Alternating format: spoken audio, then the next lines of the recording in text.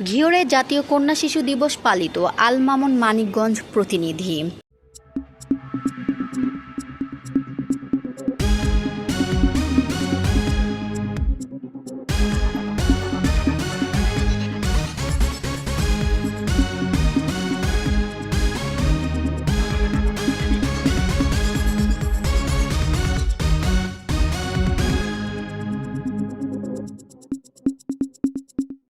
আমি কন্যা শিশুর স্বপ্নে গড়ি, সাহসে লড়ি, দেশের কল্যাণে কাজ করি।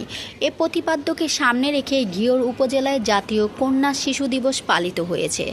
ঘিওর উপজেলা নির্বাহী অফিসার নাশিতাতুল ইসলামের সভাপতিত্বে উপজেলা পরিষদ সম্মেলন কক্ষে 8 অক্টোবর বুধবার সকালে এই সভা অনুষ্ঠিত হয়। সভায় বক্তারা বলেন, দেশের সমৃদ্ধির জন্য সকলের সমান অংশগ্রহণ প্রয়োজন। এক্ষেত্রে কন্যা শিশুদের যথাযথ ভূমিকায় আসীন করতে হবে। এ লক্ষ্যে প্রয়োজন কন্যা শিশুদের সুরক্ষা প্রদান করা, তাদের প্রতি সব রকমের সহিংসতা এবং নির্যাতন রোধ করা।